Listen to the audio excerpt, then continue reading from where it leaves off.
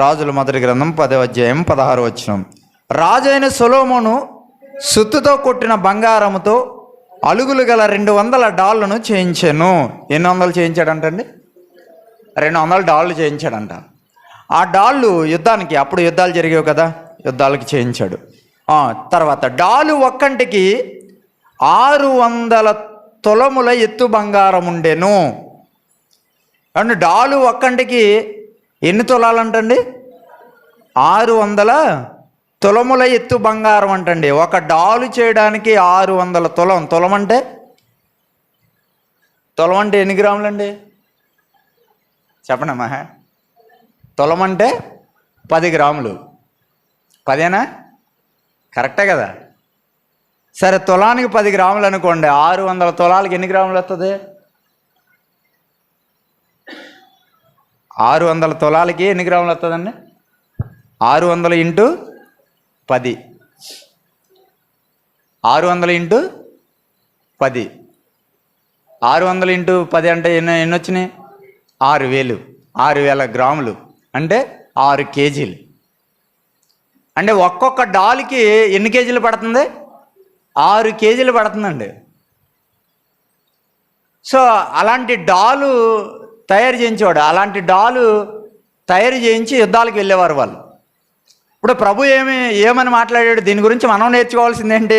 600, 500 కేజీలు, 6000 కేజీలు ఇవన్నీ మనకు అవసరం అంటే అసలు విషయం ఏంటి అనేది మనం ఆలోచిస్తే ప్రియులారా, ఇప్పుడు 6 కేజీలు డాలు పట్టుకుని వాళ్ళు యుద్ధానికి వెళ్ళేవారు. ఈ డాలు గురించి బైబిల్ గ్రంథంలో మనం నేర్చుకోవాల్సింది ఏంటి అంటే, ఇక్కడ మనం విషయం నేర్చుకున్నాం. 1, సత్యం అనేది దట్టు కట్టుకోవాలి. 2, సమాధాన సువార్త వలన జోడు తొడుక్కోవాలి. 3, డాలు పట్టుకోవాలి. ఆ డాలు గురించి మాట్లాడితే ఏమన్నాడు? ఎఫెసీ పత్రిక వద్దాం ఒక్కసారి. ఎఫెసీ పత్రిక 6వ అధ్యాయం 14వ వచనం మరలా చూద్దాం ఒకసారి. 6వ అధ్యాయం 14వ వచనం, 15వ వచనం. పాదములకు సమాధాన సువార్త వలన సిద్ధ మనసును జోడు తొడుక్కుని నిలువబడి ఇవన్నీ గాక ఇప్పుడు 2 విషయాలు క్లియర్గా చెప్పాడు. ఏంటి? మీ నడానికి సత్యం అనేది దట్టి కట్టుకోవాలి. వాక్యం మీకు ప్రధానమైనదిగా ఉండాలి, కంపల్సరీ. 2, మీరు సమాధానపడి సువార్త పనిలో ఉండాలి. 2 విషయాలు క్లియర్గా అర్థం చేసుకోవాలండి. ఫస్ట్ మనంగా ఈ వాక్యం మనంగా అప్లై చేసుకోవాలి. ఈరోజు వాక్యం మనం నడానికి కట్టుకోవాలి, ప్రాధాన్యతను ఇవ్వాలి వాక్యానికి. 2, మనం ఏం చేయాలి? సమాధానకరమైన సువార్త మనం ప్రకటించాలి లేదా వినాలి. 3వది ఏమన్నాడు? ఇవన్నీ గాక విశ్వాసమును డాలు పట్టుకునుడి, దానితో మీరు దుష్టుని అగ్ని బాణములన్నిటిని ఆర్పుటకు ఏమవుతారు? మీరు శక్తివంతులవుతారు. మీరు ఇవన్నీ గాక విశ్వాసం అనే డాలు. ఆ రోజు వాళ్ళ పట్టుకున్న డాలు ఏంటంటే 6 కేజీల డాలు. 6 కేజీల బంగారంతో కూడిన డాలు వాళ్ళు పట్టుకున్నారు యుద్ధానికి. ఈరోజు మనం పట్టుకోవాల్సిన డాలు ఏంటి? విశ్వాసం అనే డాలు పట్టుకోవాలి. కీర్తన గ్రంథం 91వ అధ్యాయము 4వ వచనం. కీర్తన గ్రంథం 91వ అధ్యాయము 4వ వచనం. 91వ అధ్యాయం 4వ వచనం. ఆయన తన రెక్కలతో నిన్ను కప్పును, ఆయన రెక్కల కింద నీకు ఆశ్రయం కలుగును. ఆయన సత్యము కేడమును, ఆయన సత్యమును కేడమును డాలునై ఉన్నది. ఏమండి? ఇప్పుడు మన డాలు మనం పట్టుకోవాల్సింది ఏంటి అని అంటే కనుక విశ్వాసం అనే డాలు. ఆ విశ్వాసానికి కర్త ఎవరు? పౌలు అంటాడు, విశ్వాసమునకు కర్తయు దానిని కొనసాగించువాడునైనా యేసు వైపు చూచుచు అంటాడు. అంటే విశ్వాసానికి కర్త ఎవరు? క్రీస్తు అండి. అంటే మన కేడుము, మన డాలు ఎవరండి? మన డాలు ఎవరు? యేసుక్రీస్తు వారండి.